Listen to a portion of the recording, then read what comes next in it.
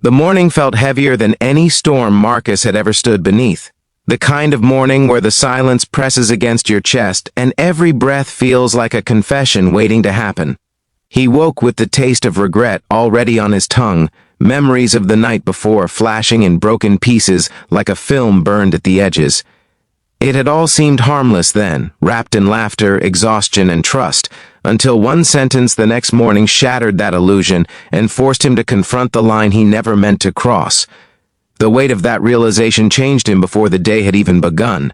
If you believe in kindness, accountability, and second chances, take a moment right now to like, comment, share, and subscribe to this channel.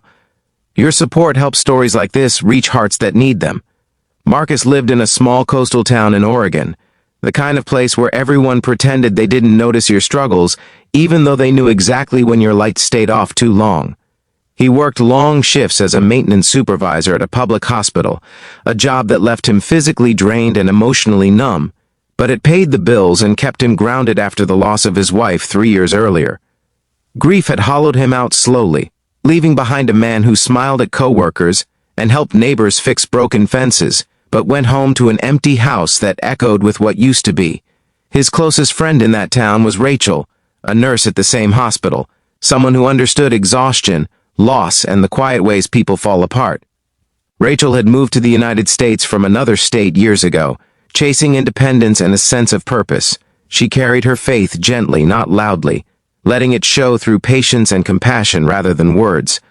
Her laughter had a way of breaking through Marcus's walls, and her presence made the long hospital corridors feel less cold.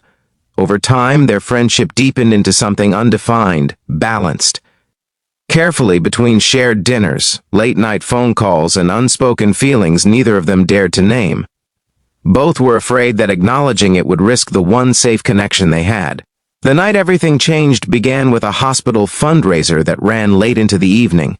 Exhaustion blurred judgment, and a few celebratory drinks loosened the careful boundaries they had built. A sudden storm flooded the streets, and Rachel couldn't drive home. Marcus offered his guest room without hesitation, thinking only of safety and habit, not of vulnerability. They talked for hours, about grief, faith, fear, and the loneliness that followed them like shadows.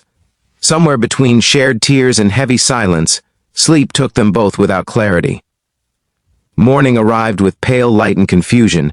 Rachel woke shaken, unsure of what had happened after she fell asleep, her sense of safety rattled by gaps in memory and unfamiliar sensations.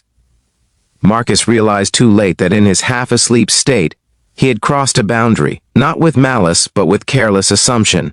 The truth hit him harder than any accusation ever could. He had been entrusted with someone's safety and peace, and intention did not erase impact.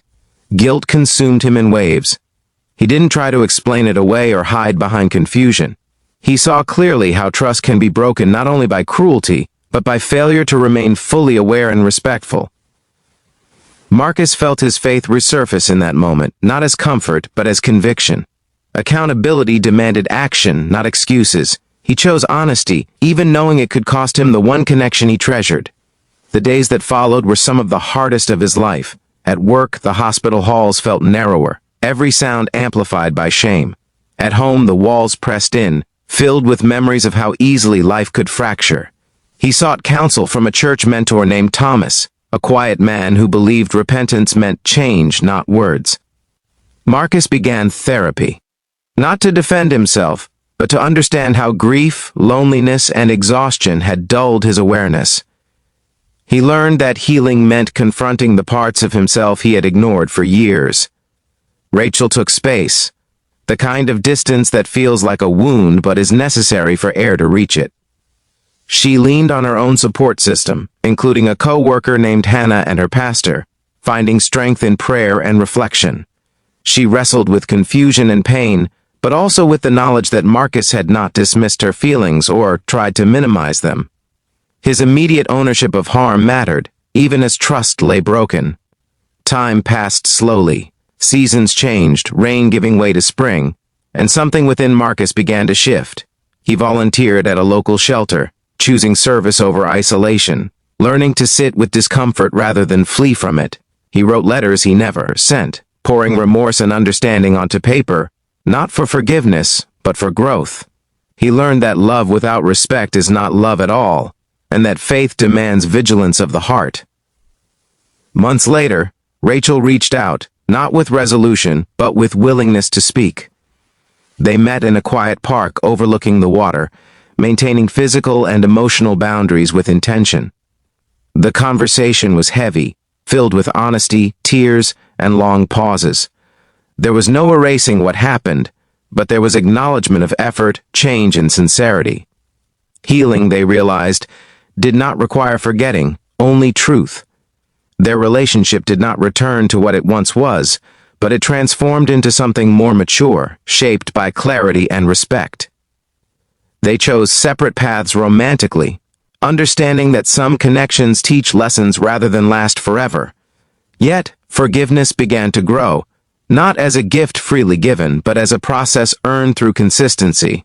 Both carried scars, but also strength. Marcus continued therapy and deepened his involvement in his church, not to seek redemption from others, but to live differently. Rachel accepted a new position at a hospital in Colorado, stepping into a future built on self-trust and courage. Before she left, they shared a final moment of gratitude for the hard truths that reshaped them both. Sometimes accountability doesn't restore what was lost, but it prevents further harm, and that, too, is grace. As Marcus watched the ocean one evening, he understood that second chances are not always about being forgiven by others. Sometimes they are about becoming someone who would never repeat the same mistake. Faith, he learned, is not proven in comfort, but in correction. Love is not measured by desire, but by respect. And healing, though slow and painful, is always possible when truth is honored. If this story touched your heart, please take a moment to comment below and share what part resonated with you the most.